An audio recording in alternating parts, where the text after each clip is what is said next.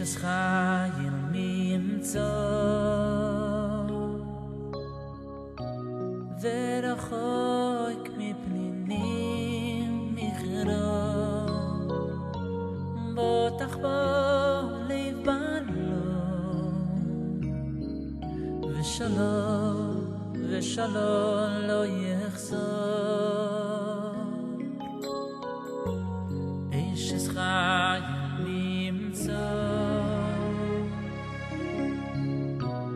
ורחוק מפנינים מחירו פותח בו לב בלו ושלום לא יחזור שקר אחר והבל היפי אוי והבל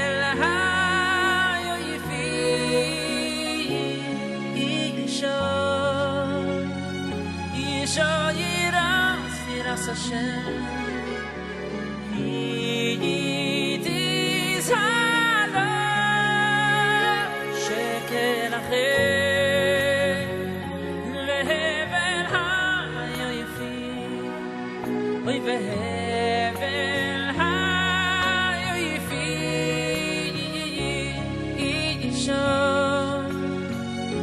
Isha Yiras Hashem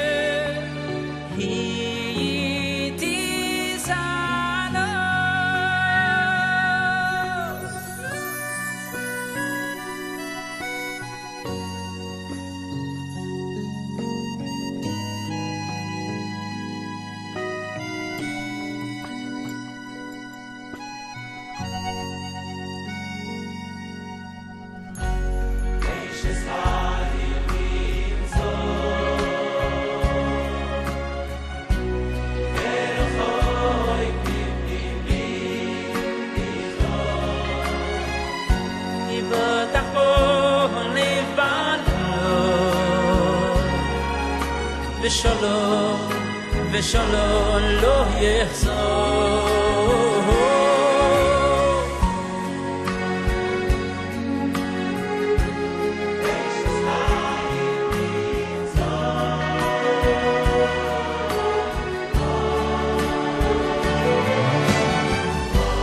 בוטח בו לבעלו ושלום לא יחזור שקר אחר בהבל היופי אוי בהבל היופי אישו ירס השם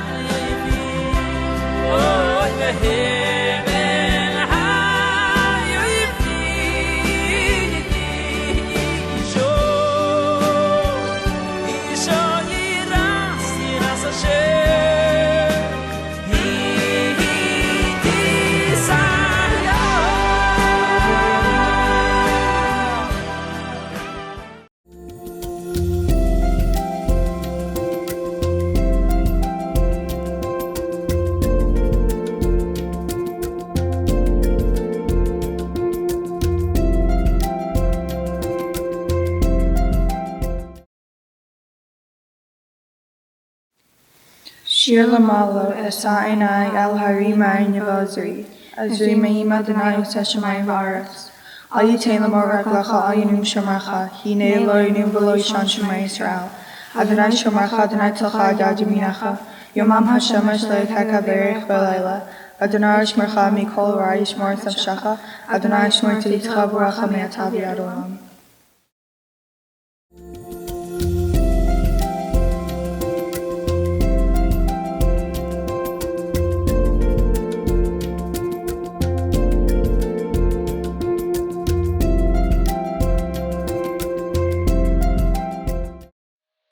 Good evening and welcome to Mikvah Chana's annual Women's Gala. On behalf of the event committee members, thank you for joining us for this special event. While we would have loved to be together in person, we know that the special bond that everyone feels transcends the limitations of this virtual setting. We look forward to celebrating in person next year. We hope that you will enjoy tonight's program and be inspired from the comfort of your home. We wish you and your family good health and look forward to seeing you in person very soon for happy occasions. We are very proud that over the past 15 months, Mikvah Chana was never closed. Thanks to Chevi, every possible precaution was taken to assure that this vital mitzvah continued in a completely safe and healthy fashion. Thank you so much, Chevi, for everything that you did over the past year and all the time. With the challenges that the Jewish people around the world are facing and the horrific attacks on Israel still fresh on our minds, we have been taught to respond with increased unity. And by adding in the study of Torah, tefillah, prayer, and tzedakah, acts of love and goodness and kindness. The theme for tonight's event is divine inspiration from around the world. We are excited to be joined by Rebbetzin Pero Krasnyansky from Chabad of Hawaii and by Rebbetzin Shachar Banin from Chabad of Venice, Italy. We will also hear Dana Green share her personal story. You can support Mikvah Chana this evening with the purchase of a raffle ticket at mikvahchana.com/event. Tickets will be sold until 9 p.m. The winners will be drawn and posted later tonight. We are so fortunate to have Elizabeth Savetsky with us tonight. Elizabeth is a wife, mother, and accessory blogger. She is a vocal activist for Israel and the Jewish people. Founder of the Real Love, Real Loss movement to destigmatize pregnancy loss for women on a global level. Over the past year, Mikvah Chana has undergone a complete design refresh. Thank you so much to everyone who contributed so generously to make this makeover possible. We are also in the process of upgrading another one of the preparation rooms and look forward to upgrading the rest of the rooms in the near future. I would like to introduce Chevi, who will take us on a tour of the mikvah.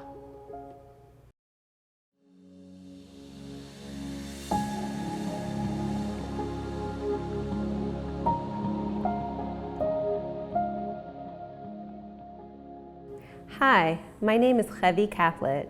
Welcome to Mikvah Chana here in Livingston, New Jersey. We are fortunate to have a beautiful, state-of-the-art facility that services women in the Livingston community as well as surrounding areas. Our goal at Mikvah Chana is to give each individual woman the most spiritual experience around this special mitzvah and to make her feel comfortable. As one enters the mikvah, the spa-like feeling engenders relaxation. The inviting lobby, winding staircase, and the soft sounds of the waterfall all lead a woman to her mikvah preparation. The preparation rooms here are spacious and luxurious as each woman is given all she needs to prepare for her mikvah tefillah, her mikvah immersion. And for a bride, the kala room will be all she needs for some indulgence before her wedding. Inside the mikvah room, a woman is encouraged to say her tefillot, her prayers, and connect with Hashem, nurturing her neshama, her soul. Then afterward, she can take advantage of the beauty station where she can pamper herself before going home. Lastly, we have a mikvah learning center designed to educate Jewish women of all backgrounds in the observance of this precious mitzvah, which has been maintained for thousands of years. please feel free to reach out to us for your personal tour and visit to Mikvah Chana.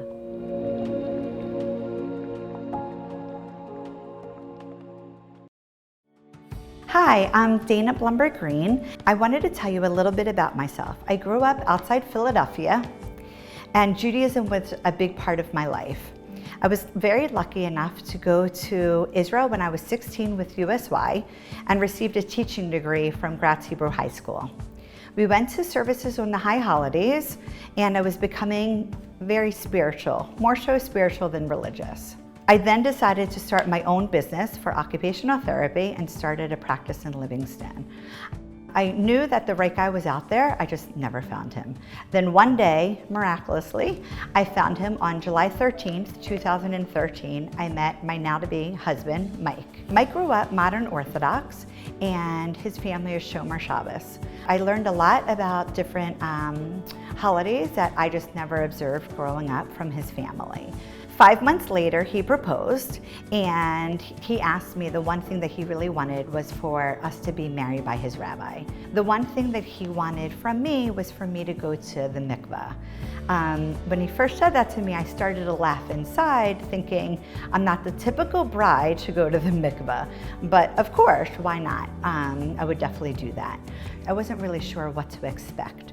When I first came in, Hevi met me downstairs and put me into kind of like the bridal suite, and really just sat and we spoke for quite a while just about what the mikvah meant and the different prayers and how the whole experience would go.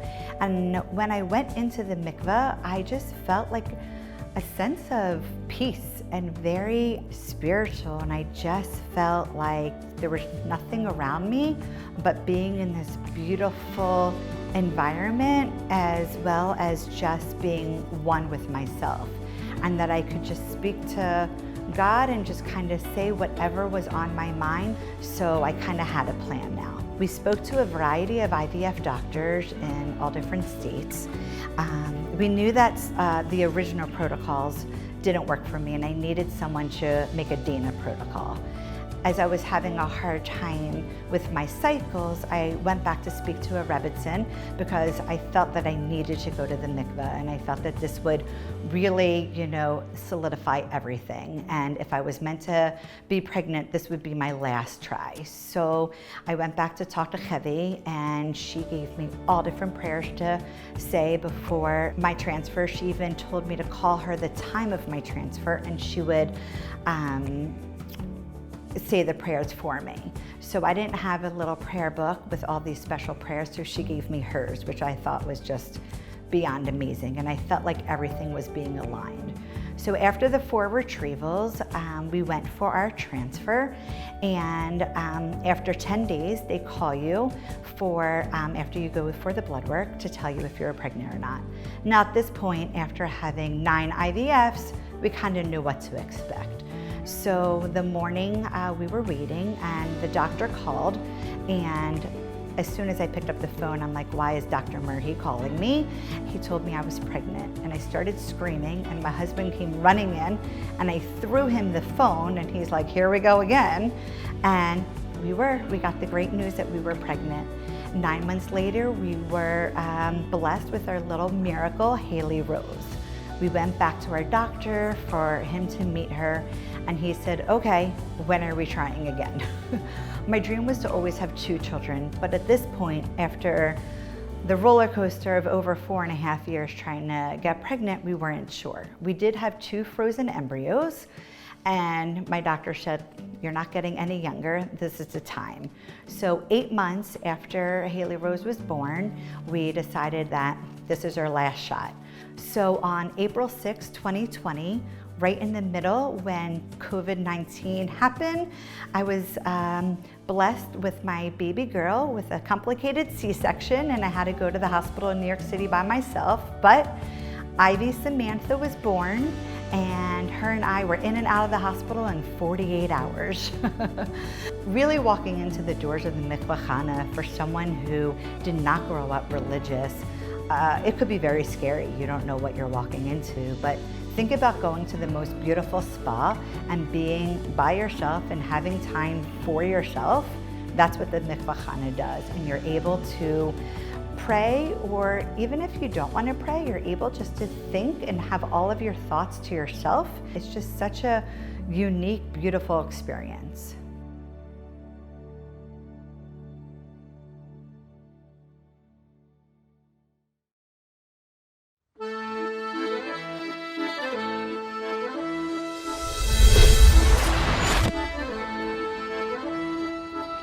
Venice is a beautiful city. Everyone knows that.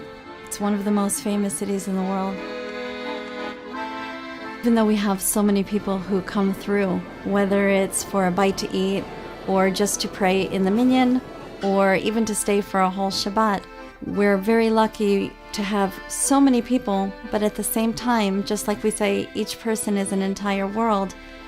We try our best to individualize each person's experience and really connect with each person on an individual basis, and also do our best to keep in touch with people afterwards.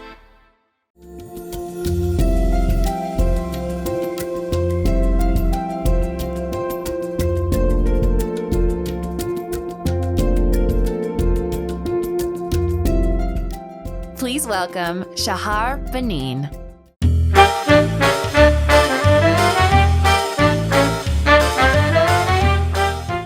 Since I'm on Shlichus in Venice, Italy, let's talk about something everyone loves. Italian food, or better yet, Italian bread. There's focaccia, ciabatta, panettone, and of course there's pizza. Bread is a staple, so easy to make, just flour, water, yeast, salt, and sometimes olive oil. Something so simple, yet one of the most significant forms of food on the planet. Bread is a major source of sustenance. In fact, we're taught that bread represents all of our physical needs. That's why we say such a special blessing before and after we eat it. Speaking of blessings, just last week we read about the mitzvah of giving a portion of the dough as a gift, hafrashas challah. This special mitzvah entrusted to us is one that women all around the world do, just as they did thousands of years ago. As you may have heard, or perhaps you yourself were here in Venice, we typically have hundreds of guests for Shabbat, even up to 800 people. That's often more than 250 pounds of flour for challahs.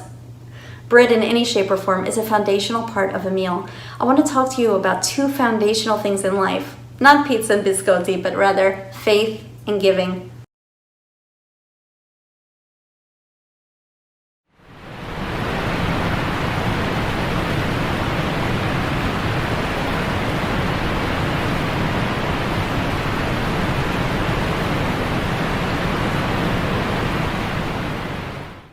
We're taught not only to give, but the mitzvah of bikurim, giving of the first fruits, teaches us to give something of sustenance, substance, and not only, but to give of our first and best. It's human nature to wonder, if we give, how will we know we'll have enough for ourselves? Especially if we give first instead of using what we need and then only after that giving what's remaining. We've all just been through a year of hardships, something the likes of which most of us have never experienced before. We faced fear of the unknown, concern of what will be, and confusion about how to move forward. Empty streets. Well, I'm gonna make the best of it. Gonna get some fresh air and some sun. It's been 3 long months. But God assures us that not only will we have what we need, we'll have enough to also give to others and even to give them first. This assurance provides us an eternal teaching on how to view life. Life can be stressful. We have to work hard, work smart to maintain our own sustenance, but we must think also about others. We must help each other and give with a full heart, with the faith that God will bless us on a level such that even before we eat, we can happily give of our first portion, with gratitude, with faith that knowing things will come our way through our action and through blessings.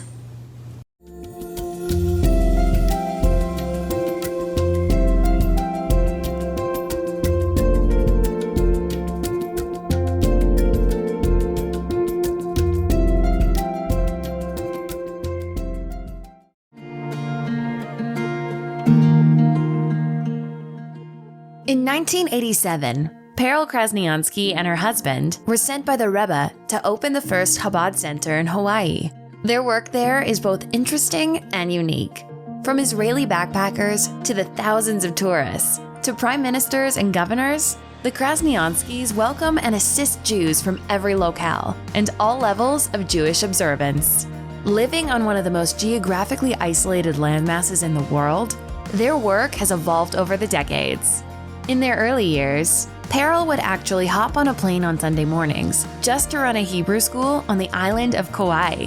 Yet, their greatest challenge was sending their own children abroad for their Jewish education at the young ages of 7, 8, 9, or 10.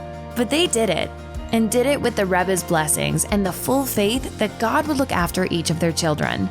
Indeed, today, they thank God. Enjoy a lot of nachas and joy from their children and grandchildren. Please welcome Miss Peril Krasniansky.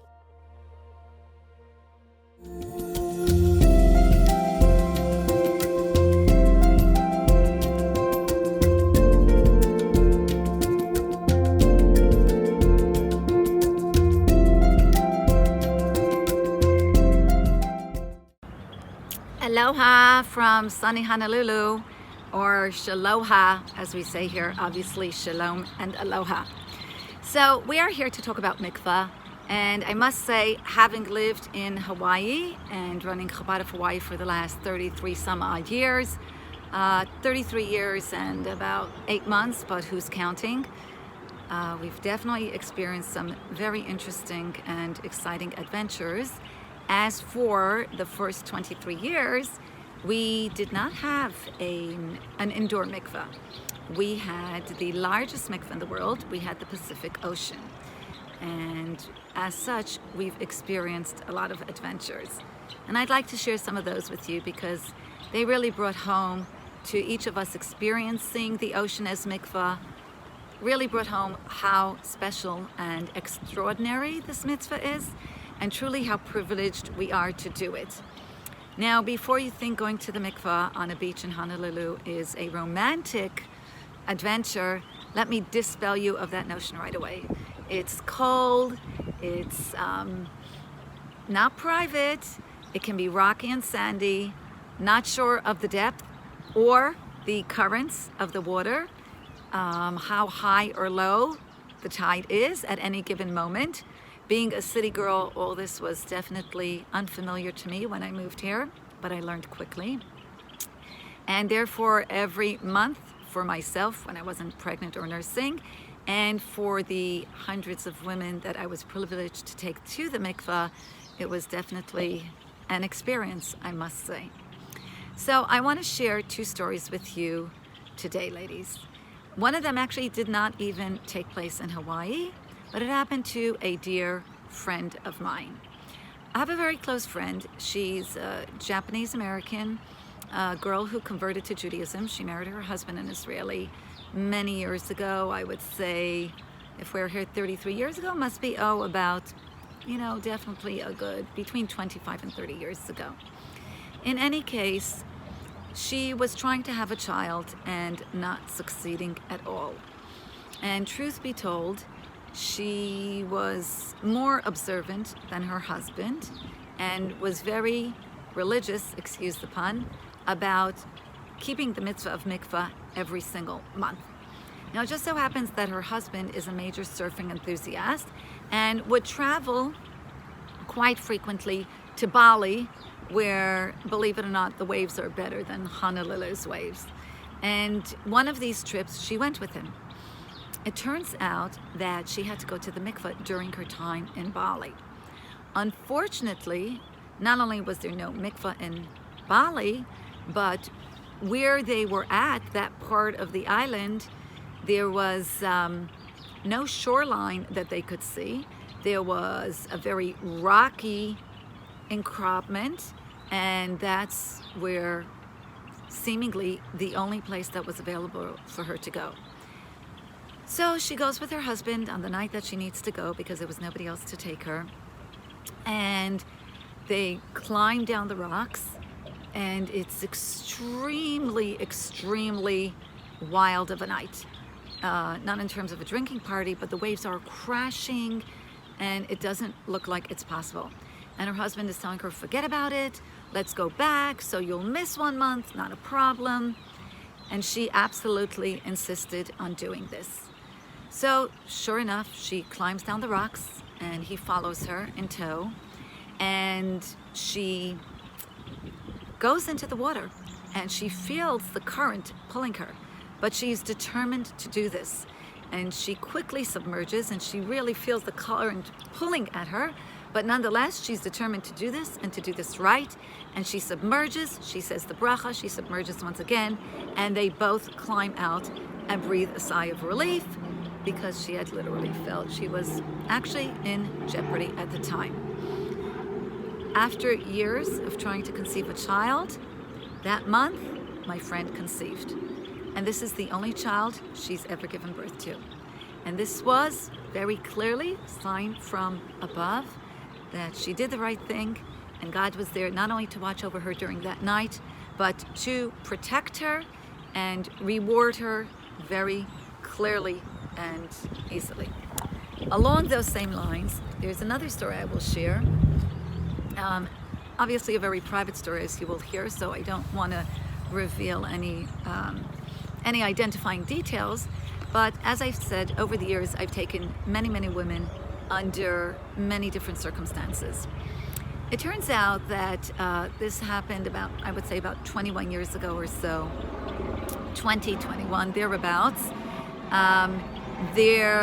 We had a Shabbaton, which we have nowadays weekly. We have communal Shabbat meals, but in those days we just did it every now and then when we had a guest speaker. And we had a special guest speaker and very little help in those days. I had a passel of little kids running around. So not only did we have 2 meals on Shabbat to honor our guest speaker, but we also had one on Saturday night, Malav Malka, after Shabbos. And sure enough, not one, but 2 women call me that they need to go to the mikvah that night. Mikvah, of course, being the Pacific Ocean. So I set up for the event and I take one woman to the mikvah, and the tide is fairly high and pretty decent. Go back, clean up after the event. Of course, by the time I come back, the event was over. I missed a great talk. Take care of my kids, put them to bed, and wait for the other woman to call me that she's ready. Due to different circumstances, we ended up going some point at about, I would say, close to 2 a.m.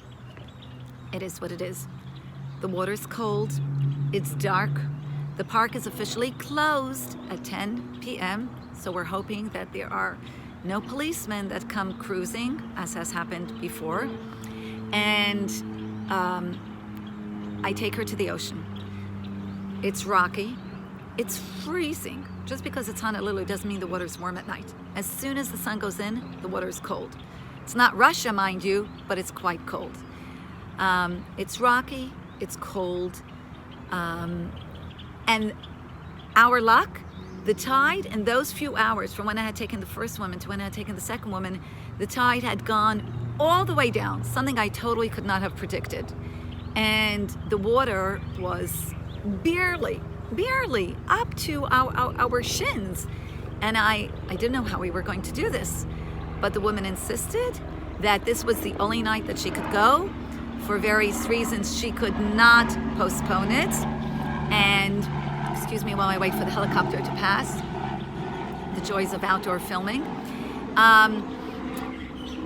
She could not go the following day, as she was traveling to the mainland, and she was going to be gone for a couple of weeks, and by the time she would come back, she would be in Nida again. So she felt this was not going to be fair to her husband, and this was the only time, 2 a.m., the night before her trip, and she said she was going to go regardless of the circumstances.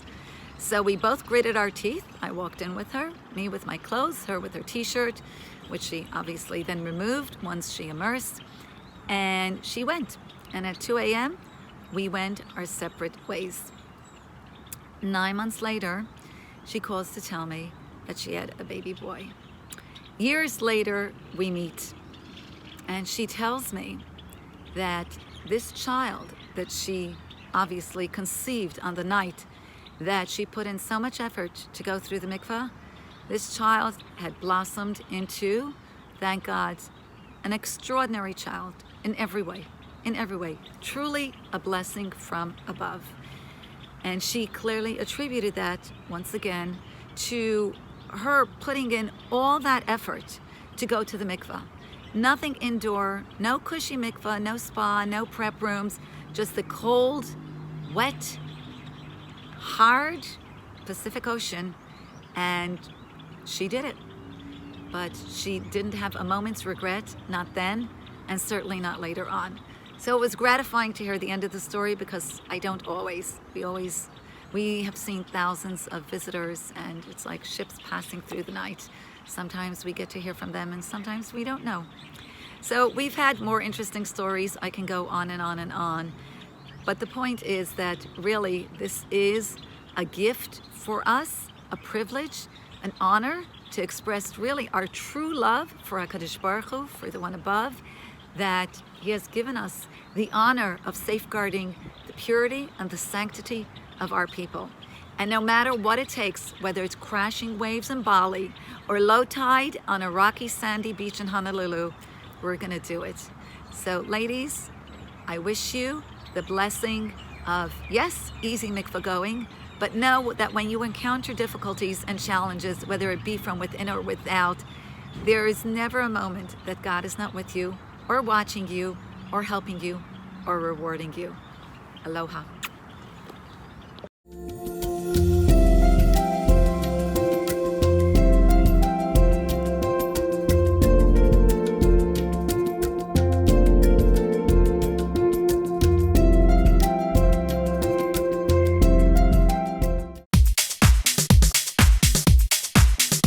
Elizabeth Savetsky is a wife, mother, and accessories blogger who uses her platform to advocate for causes that are close to her heart.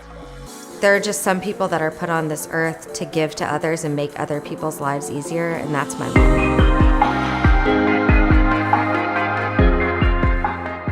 Through her blog and social media channels, Elizabeth shares her journey of fashionable motherhood, often featuring her 2 young daughters, budding fashionistas, Stella and Juliet. She is a vocal activist for Israel and the Jewish people, and works with numerous nonprofit, philanthropic movements to support her people and homeland. This year, she was asked to be an honorary Grand Marshal for the Celebrate Israel Parade for all of her advocacy for the State of Israel.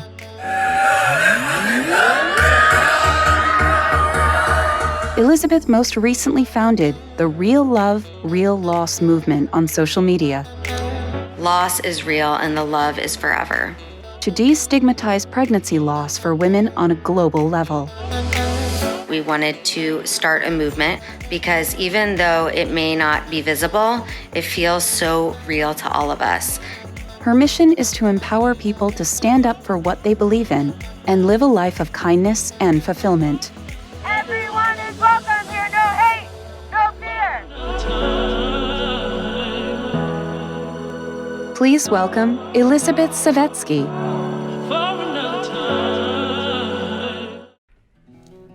Hi, I am Elizabeth Savetsky, and I am a digital influencer and an accidental activist. I started an accessories and fashion blog about 8 years ago and had no idea what it would lead to and what kind of an impact I would be able to have in the world. I posted about different up-and-coming accessories designers and accessories trends, and then slowly started to share more and more of my life and my family. And then I was going through a really tough time. And the thing about social media is we usually only present the good. We see everyone's most beautiful moments. We never see their kids having a tantrum or the mental breakdown that they may be having just trying to get through the day. I know that you mamas can relate. But I was struggling with infertility, and I went through 3 pregnancy losses in 1 year. And I'll never forget the moment I was sitting on my couch and I was recovering from an ectopic pregnancy, And I felt like everyone out there in the world that watches me all day thinks that I have this perfect, beautiful life. But there's something else going on, and it's something real. And I'm struggling, and maybe other people feel the same way, but nobody talked about it. And there has been such a stigma around infertility and pregnancy loss. And I just felt like maybe this is my moment, my opportunity. Maybe this horrible thing is happening to me so that I can help other people. And so I just impulsively decided to go on my Instagram stories and share what I was going through. And I was just overwhelmed at the response. I could not believe how many women shared with me their stories. 1 in 4 pregnancies ends in loss. That's a huge number, but we don't hear about it. So the statistics do not match up to the narrative that we hear in our culture. And we are left feeling isolated and alone. And it's really, really hard. And I went through it 3 times. And I felt very fortunate that I was able to open up to my Instagram community and make friends with people who were going through similar things and feel less alone and less isolated. And it showed me that I could use my platform for even more activism, whether it's the Jewish people, the state of Israel, which is a huge topic, very heavy on my heart right now. I realized this is not just a platform to share fancy outfits. It's an opportunity to have a microphone to share important topics, to connect with people, to build relationships. And I actually, this past year, became pregnant after my 3 losses, and I was going through a very tumultuous, rocky pregnancy in the beginning. It was questionable whether the pregnancy was going to last. It didn't look good. And I realized that my platform was not only good for advocacy and activism, but it was also a tool to come together in prayer and community. And all of these women from all over the world baked challah and prayed for me when I was in the hospital with this past pregnancy. And I really, with my whole heart, believe that those prayers manifested my miracle baby's life. And it just also showed me that there is, when you do an action, we all talk to God in our own way, whether it's verbally or in our thoughts, in our dreams. But taking an action and doing something physical just makes it even more powerful, because it opens this vessel for you to receive the blessing. And there were so many times in my journey where I felt hopeless, where I felt, I don't even know why I'm saying these prayers. I don't know what I'm asking for, because I couldn't believe in my conscious mind that I would ever be able to have a healthy pregnancy after everything that I had been through. But I lit an extra candle every Shabbat. And as I mentioned before, the women, they baked challah and prayed for me over the challah. The mikveh is such a powerful place. And there are moments where I have felt connected, and there are moments where I felt maybe less connected. I was in a rush to get home, to see my kids, to make dinner, to just get on with my evening. But the most recent time that I went was right after my son, my miracle baby Ollie, was born. And it was just an incredible experience, because I never thought that I would be able to have another child and to be able to have this moment where I was coming after my birth. I mean, it had been, 10 months or so of pregnancy, and to then be able to feel the spiritual, I don't want to say cleansing, but to feel the spiritual energy wash over me from head to toe, and just know that I was on the other side of such a dark time and such a scary, anxious period. It really felt like I was being born again and a fresh start. If I could tell anyone out there who is struggling with infertility or pregnancy loss or anything in between, hang on to that faith. Whatever you have to do the action. Bake the challah, light the candles, go to the mikvah. Just do it. Even if you're not feeling it in your conscious mind, do it, because it shows God that you are ready, that you want it. And it may not happen on your schedule, but I really in my heart believe that the strength and the perseverance is so important. And we see that with our matriarchs, the holiest women in the Torah, Sarah, Rachel, Rivka. All of them struggled with infertility, and it's just, I can't imagine that it is a coincidence that happened, because why are these holy women suffering? Hashem wants to hear our prayers. Hashem wants to see that you want it. He wants to know how bad you want it. And it's not fair, and it's okay to be angry. But you gotta keep the faith in whatever way you can. Light the candle, braid the challah, go to the mikvah. I also had the amazing fortune of being able to take two of my very close friends to the mikvah, two non-mikvah goers, not religiously observant girls, and they were both trying to get pregnant. I happened to be in my 9th month of pregnancy, and there is a segula, a tradition that if you dunk after a woman in her 9th month of pregnancy dunks in the mikvah, that it should mean that you'll have children. It's a nice idea, but it's an action. It's something you're saying, I'm putting this out into the universe, this energy, and I am hopeful that my wishes and my prayers will be answered. And I couldn't believe it, but both of my friends got pregnant on that same night that they dunked in the mikvah. And I am not here to tell you that dunking in the mikvah is going to make you pregnant. It didn't work for me, but I fully believe that if you do something, whatever it is, do an action, open the vessel, open the door so that Hashem can answer your blessings. It may not be in the time that you want. And the answer may be no. The answer may be not now.